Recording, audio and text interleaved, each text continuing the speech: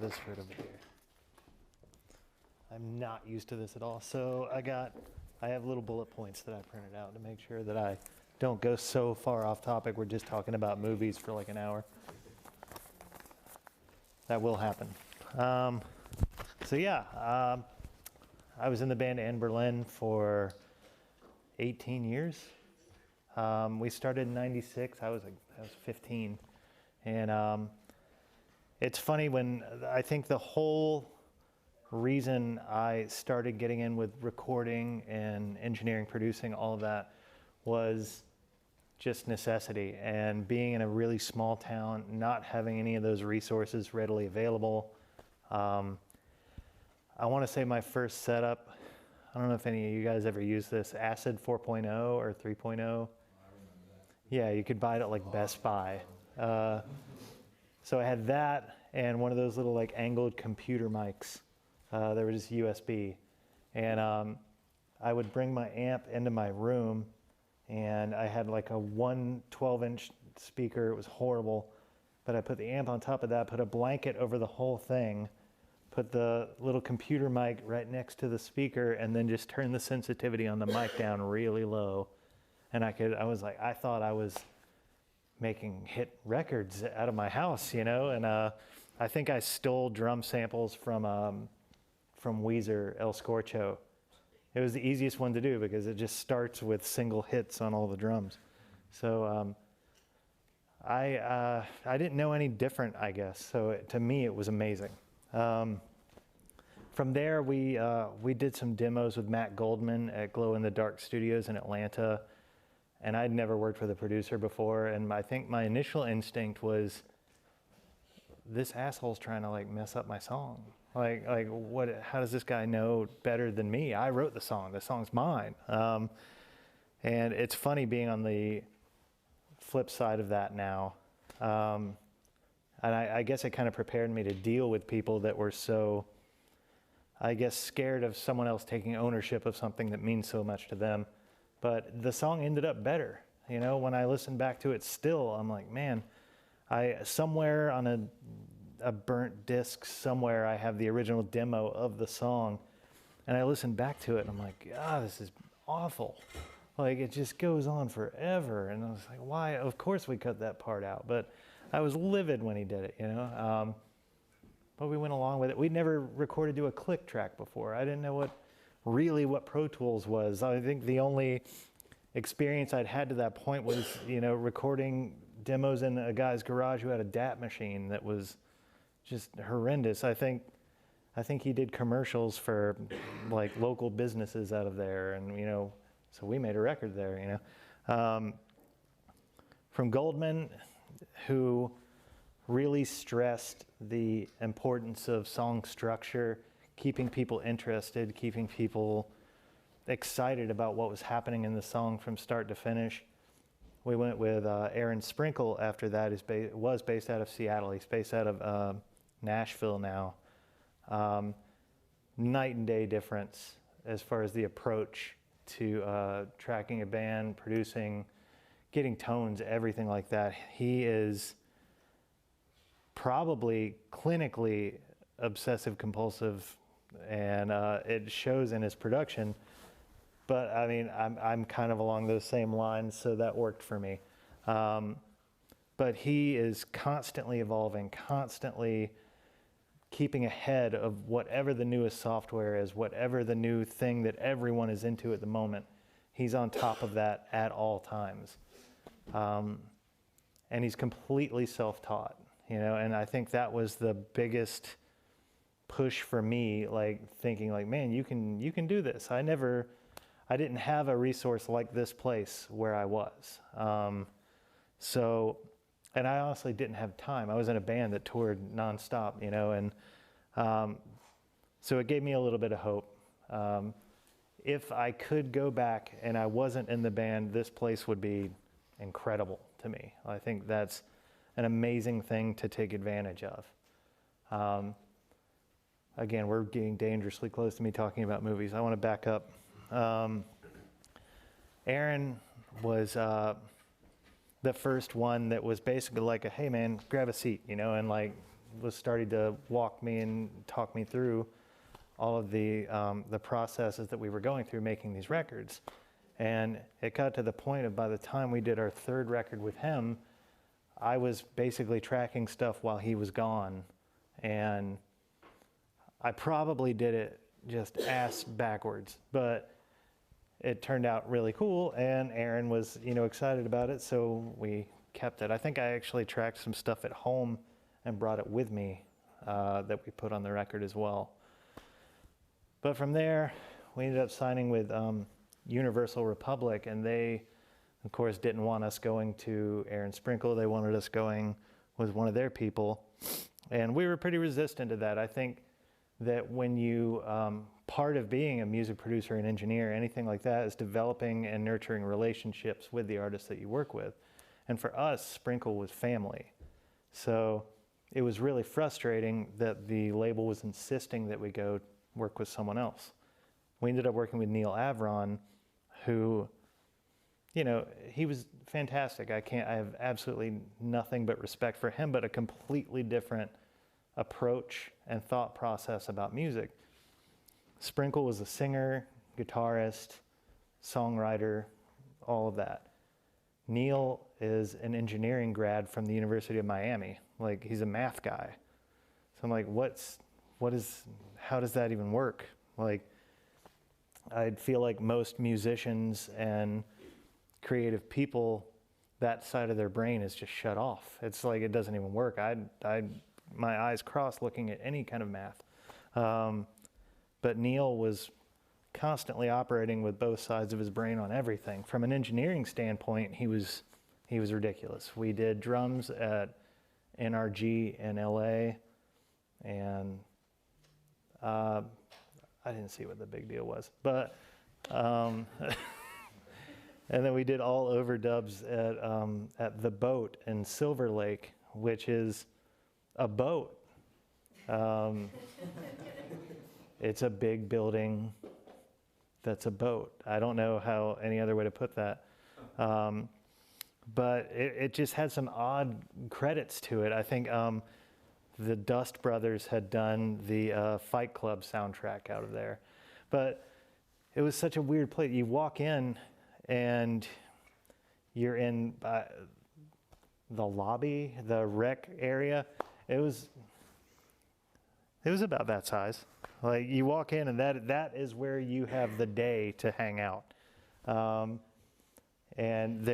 you also have to keep in mind, there's a table, there's a fridge, there's a coffee maker, this is way more room than we had. You go from there into the control room, and if you have to go to the bathroom, sorry, we have to shut everything down for you to walk through the live room to go up a boat ladder, like you would find in a ship, up the ladder to the bathroom. Anyway, again, movies. Avron.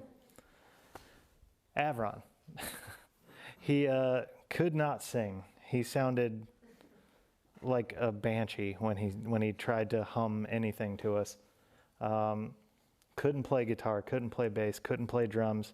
I was starting, I think about like a week into it, I was starting to wonder like is this, am I being punked? Like what does this guy know? Like what's the deal here? And then one day he was like, I want to work on the melody and the chord structure of the song. Hold on a second. And he just plugs in a keyboard and just dissects the song in like 3 seconds on piano, doing vocal with right hand and the chord structure with the left, and was just blowing my mind. So that's where that came in. But his approach was completely different. We spent 2 weeks doing pre-production. We were in a rehearsal space with him, and it was the most uncomfortable situation. Maybe it needed to be, I don't know. So we're playing right here, and Neil is like this, just while we're playing, just watching. And he kept blinking with the kick drum, and so once you notice this, it's the only thing you can see. So this is, I guess, where the engineering part of his brain came in. He wanted to dissect every single part of the song, every instrument, everything, and make sure everything was working, in sequence with each other. And kick was a weird thing. I feel like every producer you meet, every engineer, every person really has like one weird tick about them. And with him, it was the kick drum. I don't understand the obsession. Anyways, it all got worked out, but he also insisted that, there was minimal correction on everything. Everything needed to be captured the way you were doing it. It wasn't like hey man, was any of that usable? We good? You can correct that? All right, cool. It was, you are going to sing every note. You are going to play every note. We are going to nail all of this. And was he in Pro Tools? He was in Pro Tools. He had an engineer with him, but his engineer was under strict instruction.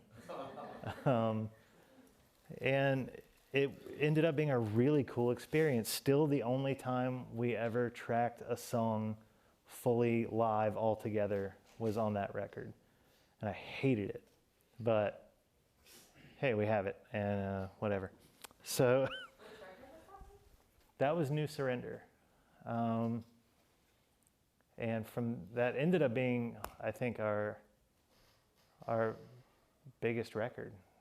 And that was it was such a weird thing. LA is just such a weird place in general. But from there, I think it was like, man, I don't know if I'm ready to wrap my head around another, producer again. Can we just go back with Avron for the next record? And then we got the opportunity to work with Brendan O'Brien, and we absolutely wanted to take that opportunity.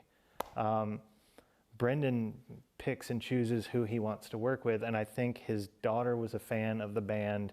He heard some of the stuff, he liked it, so he came out to our show in Atlanta and caught the show. We spoke with him briefly afterward. I mean, and the guy had done, every Rage Against the Machine record except their first one, every Pearl Jam record except their first one. Bob Dylan, Bruce Springsteen, kind of resurrected Bruce Springsteen's career. And Georgia Satellites. So it was pretty crazy. This guy that, Stone Temple Pilots, every Stone Temple Pilots record, actually discovered Stone Temple Pilots, was the president of, was it A&M? A&M for a little while. Just full of crazy stories of everything that we grew up listening to. We were watching, I think, Bob Dylan Unplugged or something, and Brendan's in the corner playing keys the whole time, and I'm like, oh, okay. No big deal. Brendan was, again, it was a completely night and day different approach from anybody we'd worked with again. Regardless of who you are, I think right after we were done, he was starting with Faith Hill. And regardless of who you are, you get 5 weeks with Brendan. That's pre-production, tracking, and mixing. Like everything, 5 weeks, doesn't matter. Paul McCartney, he almost did his record, and I guess McCartney was upset that there was a 5-week limit. And so he didn't do Paul McCartney's record. And it's like, oh, okay. Really, not even for him. But this kind of guy Brendan is. He was a lot of coffee, man. That guy drank the most coffee, and so it's this kind of jolting. It was kind of an infectious like energy. Like he's just like, come on, what are we doing? What are we doing? What are we doing now? And we're like, we're doing guitars. All right, you like the tone? Well, let's try another tone. And he's like running around, just plugging stuff in. Had no idea about any kind of software-based anything. Like his engineer, Tom Sorowski, was unbelievable. But again, this was like Brendan, we're thinking of putting like this keyboard part here. Cool, do you know how to do that? Like, yeah. Cool, go record it and bring it in. Like, okay. Like, had no idea of software-based instruments, just did not understand it and didn't care to. He knew what he liked. You know, it was like, we were thinking about maybe a key part here. He wheels in this gigantic thing, and like we're like patching and running stuff around everywhere. And it's like, dude, there's a plug-in. You can just open it, and we're good. Like, none of this is necessary, you know. And no, not a Mellotron, but no. Percussion was amazing with him, just because like he's one of these guys that I'm completely in my career as a producer, I'm completely guilty of this. A lot of it is this mad scientist moment, like get out of the way, I need to do this. Like everybody just hit pause for a second. I'm gonna go record 9 things and you all just sit here for a minute. It's just like getting stuff out of your head before you lose it, you know? When it comes to percussion, I love percussion. I think percussion it should be in everything, you know? But this is like next level. Like he wheels out this thing that's like a bar, you know, like something you would hang clothes on wheels with like a desk. And it's just got percussion stuff like fixed to it all over everything. And so he's just hitting record and he's just hitting different stuff and like different patterns and creating these completely insane things. And it's like, man, like, where does it even enter into your head to make that? That is homemade. You do not find that somewhere and think, man, yeah, I should bring that to the studio. Like, you thought about that. The way some people's brains work with stuff like that, it blows my mind. But it was such a blast recording there. I feel like to a certain degree, maybe to a fault, we defaulted to his opinion, which how do you not like default to what Brendan wants to do? But it still turned out great. We had a blast. And I feel like with each of these guys that we worked with, I tried to take the pieces that made the most sense that I could apply most to what I do with bands. And like I said, I wish I had had a place like this. But for me, every single time I walk into the recording studio is a learning experience, as far as whether it be gear, patching, mics, songs, structure, effects, new software, everything. Everything's a learning experience. And I guess to a degree, it needs to be like that every single day. Like you need to remain interested in all of this stuff. And besides, you know, the recording companies need money and they need you to buy their new software. So, which anybody here try 32, is it Lives or 32 Lives? No one? It's a patch that enables you to use all of your 32-bit software in the 64-bit programs. So 32, it's either Lives or Lives. but it's actually been super helpful if you fell in love with a bunch of software that used to work with Pro Tools that doesn't work with Pro Tools anymore. But so I tried to take that mentality of staying on top of software, staying on top of everything like Sprinkle had, tried to take the mentality of capturing a great performance that Neil had, and tried to keep the energy and the ingenuity, I guess, of Brendan, and the work ethic of Brendan for sure.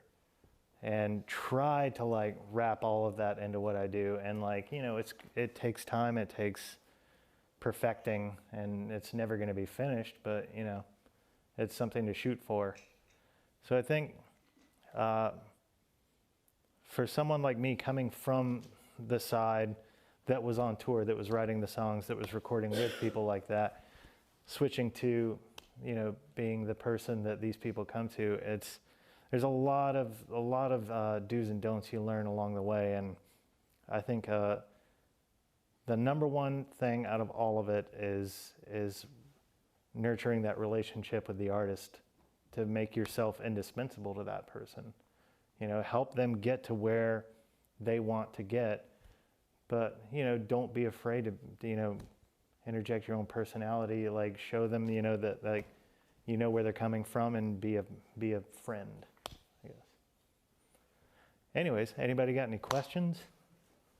So do you mind, Joseph, just for a minute, talk a little bit about the roles? Because I mean, I know you've been talking about producers and engineers. Mm-hmm. There's probably a few people who don't really know exactly what that means a little bit. So I know that's kind Absolutely. of a few steps back. But One big thing that I'd had a few conversations recently with Matt about is the changing role of a producer in music right now. I feel like the days of like the guy who just stands behind everybody, you know, while this is getting done, that's kind of out the window. People need someone that's going to be an engineer, that's going to be a producer, that's going to be kind of an all-in-one guy, like, you know, just can take care of everything, a multi-instrumentalist, like that kind of stuff. With a producer, I think the biggest thing for me is not just being that outside ear that thinks of the thing that maybe they didn't think of, but just keeping things fresh with like the structure, making sure that there's a flow to everything, and making sure that it's interesting from start to finish. There needs to be that moment at the very beginning of the song that when you hear it, you know that it's that song, like the minute it starts, whether that be some sort of an intro, vocal, whatever it is, you know, just giving each song its own identity and making sure that it remains interesting the entire way through. As an engineer, I feel like it's important to keep learning. It's important to make sure that you don't get stuck in the go-to situation where you're like, what do you use on snare? I use 57. I put it on top, then I put one on the bottom. Sometimes I put a 421 on the side, and we crush that. Just like switch it up, try different stuff, you know. And don't go too crazy. Don't make it sound like garbage. But try different stuff. Don't keep it, you know, like, well, my go-to thing is this. Keep an open mind with that kind of stuff. And, you know, I think I need to collect my thoughts here because I started thinking about movies. The main thing what you're talking about with roles with a producer, I think, is structure. I think that's the main thing. But there's so many little things in between to make things interesting, whether it be effects or just delivery. Like, you know, being light-handed with a singer is one of the, like, one of those things it takes so much time to really develop your pitch when you're talking to a singer. I'm sure everyone here has some sort of story of dealing with a vocalist. But the way to convey, hey man, that's not so good, without completely crushing someone's world is something that I don't know that humankind has gotten there yet. I don't know that we have the tools to make that happen. Let's do that again. That's the best I can do. Great, man, one more time. And everyone knows that one more time doesn't mean one more time. Yeah. One more time means like 6. Anyways, yes. Well, am I up now? Yeah, you're up. Well, another questions. Yeah. I'm sure you guys have some questions. So you kind of do both roles right now? Are you like producer and and mixing engineer, or do you like? Is there one role that you lean towards more and kind of? For sure, the producer engineer thing, I at this point consider it one thing. There are people that can find way more affordable people that can just hit record. I wouldn't, if someone doesn't want me to touch something, I don't want them to pay extra for me to be there to do it and possibly do it not as good. But mixing is something, it's another animal altogether, right? I'm still not where I want to be with mixing. I have people that I've worked with that prefer like me mixing the stuff. They like the way that I do things. In my own mind, I'm not there, and I feel like maybe that's a good place to be, like confident, but know that you have a lot of room to improve, you know. Yeah, I know nobody asked this earlier, but you're primarily working over at Orb right now, is that right? Primarily, yeah. Okay. You guys know Orb Studios? Okay, yeah. It's cool. It's far from here. What's that?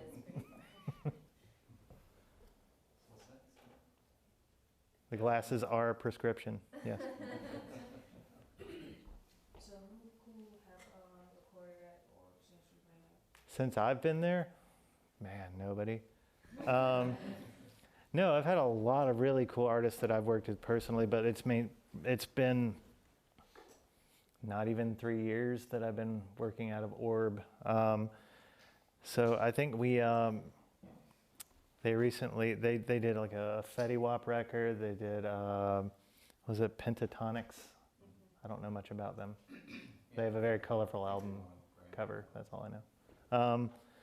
But you know, a lot of stuff like a lot of local artists that I'm really into personally, but Dalton Rapatoni, we did his record there. But we got a lot of stuff coming up as well. But I feel like cool and popular, I guess not. They're pretty mutually exclusive in a lot of cases.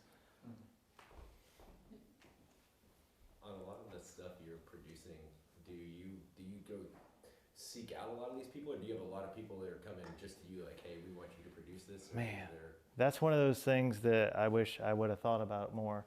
I've been lucky enough to have people just come to me to this point. I feel like one of the big things that you need to do is get out, see local acts, you know, kind of pitch yourself, like find something that's really interesting to you, something maybe they haven't even been together long enough to think about doing something like that. You know, but like meet people, meet bands, you know, network and get that kind of stuff going. I'm horrible at it. It was the whole playing shows for 18 years thing that did it for me. You know, now it's like, hey man, you want to go to a show? Like, no, absolutely not, no. Sorry, yeah. I kind of had a similar question, but it was along the lines of, I mean, how many artists are coming to the studio first and laying out what they want to do versus going to a producer and a producer coming to the studio?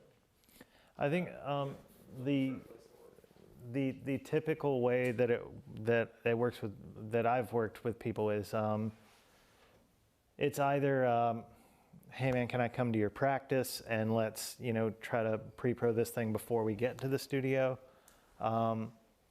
which is also another measure of like saving money for bands, you know, especially with local bands, you know, trying to get them an opportunity to record at a place like this or like Orb, who maybe don't have the type of funds that would normally be able to record at a place like that. Usually I like people to send me like as many demos as possible. I don't care if it's, your laptop in the middle of your practice room, whatever, just some recording of it so I can wrap my head around it. If it's just the vocalist and a guitar or a piano, like, I feel like the mark of a really great song is being able to strip it down to a single instrument and a vocal and have it still be interesting. So if you can send it to me, and maybe it's not quite there and we can get it there before we do a full band, then we know it's going to be a good end product. Yeah. In your experience at Orb, I mean, are there other artists that come in without a producer that just are essentially showing up saying they want to make something professional and just don't have? Not typically. Usually it's seeking out a particular engineer or producer there. Cool. Thank you. Could you talk more about how you structure your process of making an album? Like as far as like what goes first, how we go. All right. Yeah. Again, typically we start with demos, whatever those are, and we get those in order. Once they're structurally in a place, then we can usually start with drums. From drums, I personally like doing guitars second, because bass is one of the most important things to me. I've had 2 out of the 3 producers I'd mentioned earlier who despise bass and prefer to not even be in the studio while bass is being tracked. I think one of them, quote, said, "Nah, I was done with that shit 2 years in." That's a real quote from one of them. I won't say which one. Me personally, I love bass. I think that an interesting bass line can make or break a song. So I don't typically like doing bass second because I don't know what the guitars are really going to do yet. Once I get a better idea of what the guitars are going to do, then I like to go back and do all the bass. From there, we usually go from to vocals from there unless I have like a specific key or piano or something part happening in my head. But it's been a case-by-case basis in the sense of when I know what the scratch vocal is doing or whatever, or I know we're going to change that, a lot of times when I'm putting the key part in, that's when it kind of clicks, like, man, that's what the vocal should be doing. So, it kind of depends on the artist as well. And a lot of people, like, there's certain artists or whatever where it's like, it's piano driven, something like that. And like with a lot of the Dalton Rapatoni stuff, it started with just piano and Dalton singing. And then by the end of it, there was no piano in the song. Like, so it kind of, there's a lot of wasted time in the studio. I feel like that's another thing that as going from artist to producer, it's like I expect there to be a lot of time spent on stuff that we don't use.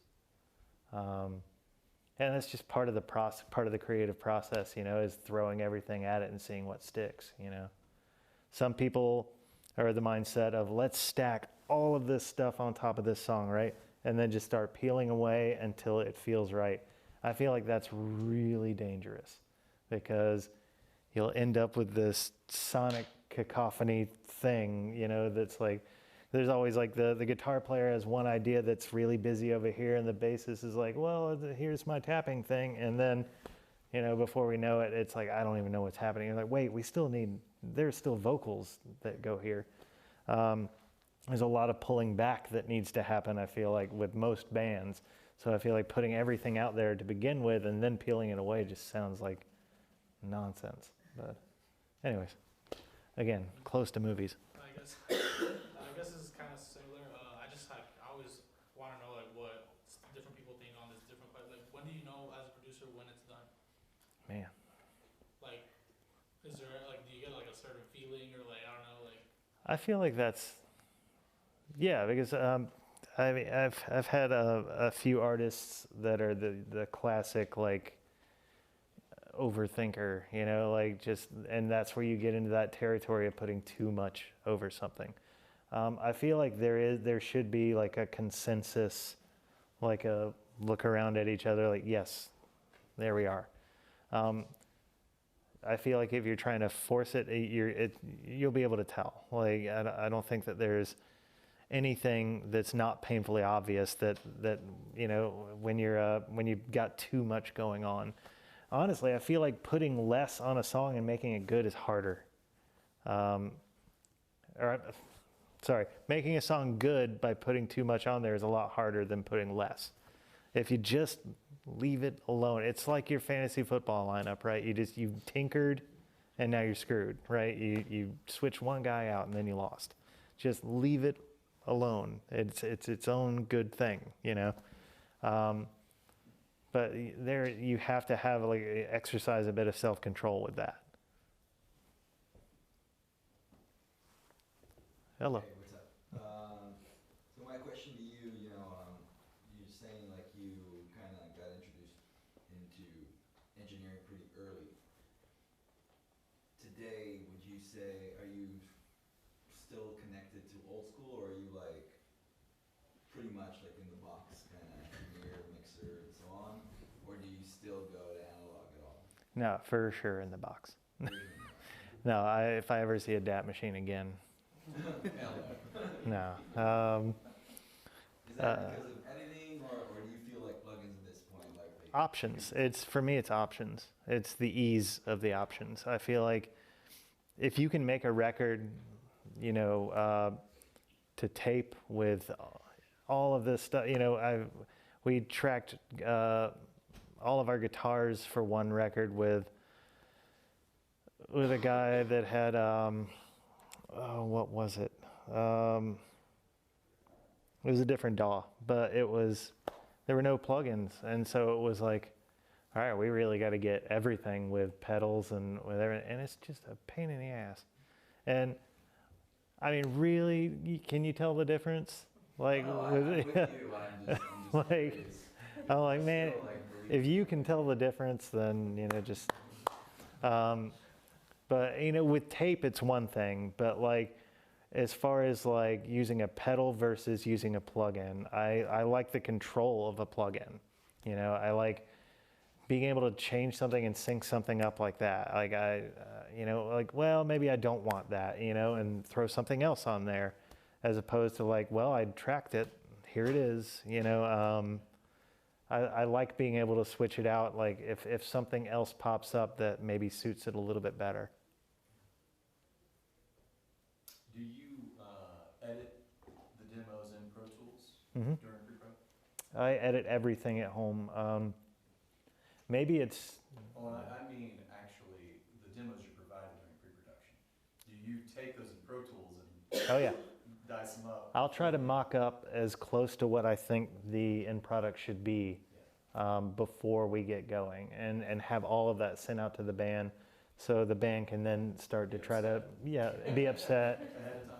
You know, ask me why I'm ruining things that they love, and but so they can kind of work it out at their rehearsals as well, you know, and try to implement the changes that are there.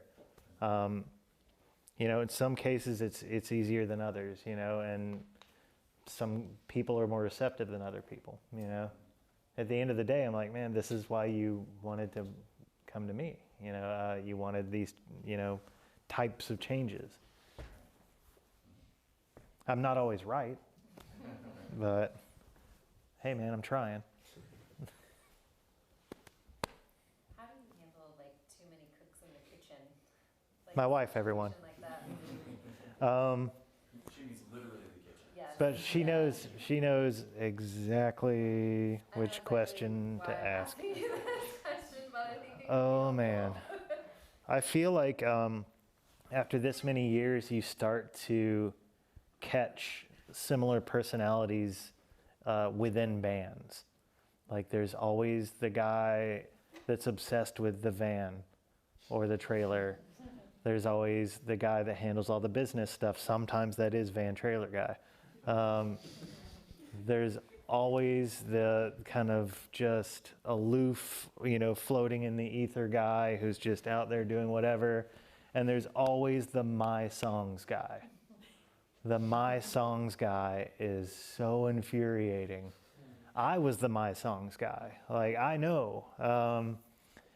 But it was, when you get the My Songs guy that, I'm a producer too, that guy in there, and then the singer thinks it should be this. I think the first or second project I ever did when I had moved to Austin was one of the most infuriating things I've ever been a part of. There was the My Songs guy. He had the little piano app on his phone. And so while I'm talking to everyone about these changes, every single person in that band had the strongest opinion on every single thing. And it was so self-defeating. We could get nothing done. We'd get one thing done, and then, he's like, well, how about I lay down about 5 or 6 different leads, and then we go through and we see which ones we like best. And I've always been of the mindset of like, let's hear everyone's ideas. I want to hear everyone's idea. That way they all get a fair shot, and we can say yay or nay on whichever one. But there needs to be a real reason why, even if that reason is, hey man, because I don't like it. That's a real reason. Hey man, that's not as good. And that sucks, but sometimes you just have to say, that part is not good. That's why we're not using it. And that's why I'm here. You want me to say these things. If you want me to just say yes to everything, that's fine too, but maybe just take my name off of what we do. So little pocket piano guy, everything we did, I could hear this piano, while I'm talking with everyone, just ding, ding, ding, ding, ding, just constant, of him trying to figure out a new way to play the thing that we've already tracked 15 or 16 times at this point. And we finally had to implement a rule of whoever's part we were working on, it was just me and that person in the room. And that's an awkward conversation to have, and it sucks, and there's going to be people. It doesn't matter if there are 5 people in the band and 4 people say, yes, that's a good idea. That one guy is going to raise hell until, he gets his way. So to answer the question, when it comes to the too many cooks in the kitchen thing, you need to make an executive decision and say, listen, while we're doing this, we need one-on-one with this person, or maybe these 2 people need to compartmentalize for your own sanity and for theirs. That if they hear the end result and it's all sorted out and it all makes sense, they will end up thanking you. And you'll save them a lot of time.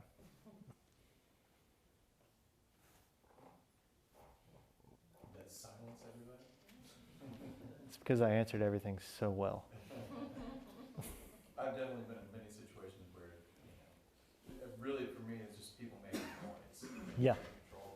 Anybody who's just not focused on, we're sitting here hardcore. That's what pre-pro is for. About. Pre-production is so we don't sit here noodling and wasting time. I have a question. This- Do you work with all kind of genre, like pop, rock, rap, anything? Anything. And are you whenever you're trying to, fix it up and whatnot, are you biased towards some kind of? I feel like I haven't listened, I can't say that. I haven't liked new music probably since 2005. That's a long time. Yeah. I'll hear it and I'm like, yeah, man, that's pretty good. Do you want to listen? Do you want to own the record? No. You want to go to the show? No. So I definitely appreciate what I listen to the most is what I am working on at the moment. When I'm working on a project, that is the only music that I listen to for the next foreseeable future. And me too, I can vouch for that. Yes, that is true. My wife is secondhand ends up hearing that becomes my favorite artist until I'm done with it. The approach I think is the same, but I'm not gonna I'm not going to try to date something. Like, I'm not going to try to make it sound dated. I definitely have my things I kind of veer toward, and stylistically, but I feel like as long as the things that you lean toward stylistically are timeless things, then it should be fine. Because I feel like it gets a little sketchy when there is a new fad, when there is, you know, the new exhale or whatever it is, you know, and these songs are like suddenly inundated with that sound, and then 6 months from now, that sound is nowhere to be found again, you know, because people are sick of it. They've had it, like, you know, just jammed down their throat. So I think as long as your references are timeless, I don't think that you can really have a bad, bless you, a bad reference. Yeah, I understand. All right. How do you record a band or artist on tour? I'm sorry? How do you record an artist or a band on tour? Oh man, I've tried to do that. I think we used to do demos. I've never actually tracked a band that was on tour. When my band was on tour, I would always track our demos. So our singer didn't have any excuse to not sing over the demo since we were in the same vehicle together. One thing I didn't take into account initially was that tour buses vibrate, like always, unless they are completely turned off. So I would track vocals in the back lounge with him singing, and then when I'm like listening to them, I hear this ooh, like, you know, like, the hell is that? And I'm like, oh yeah, the generator's on. Yeah. So I got this very elaborate cord hanging system going, and just the mic would just kind of swing while he was singing into it. It wasn't perfect, but it got the job done. So.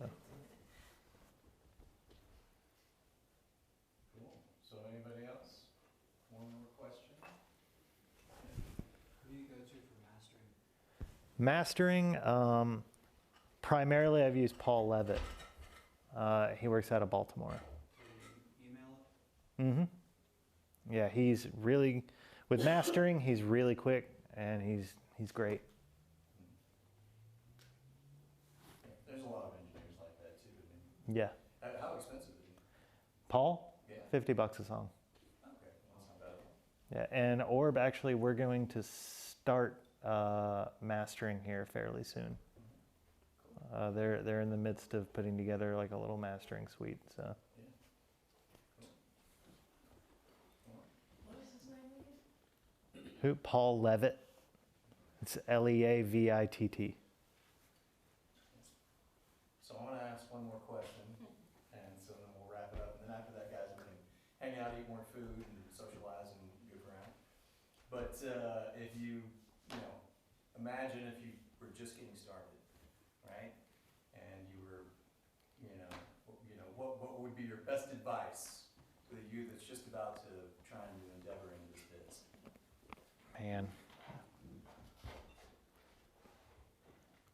For me, I ran into the issue of I did the same thing for so long that I think in the back of my head, I assumed it would be a simple transition into this, and is absolutely not. There is an entirely different workload, entirely different game plan.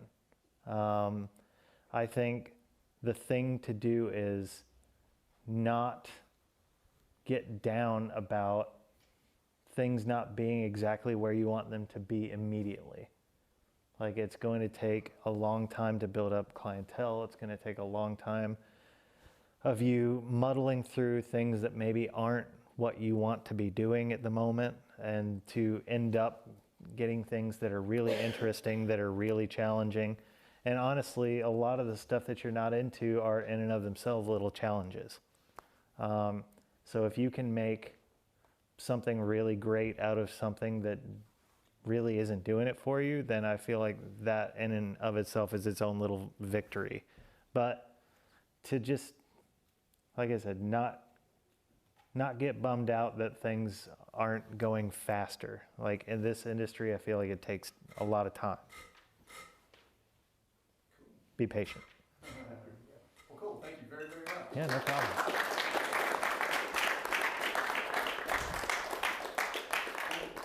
So take it easy. Need some more food?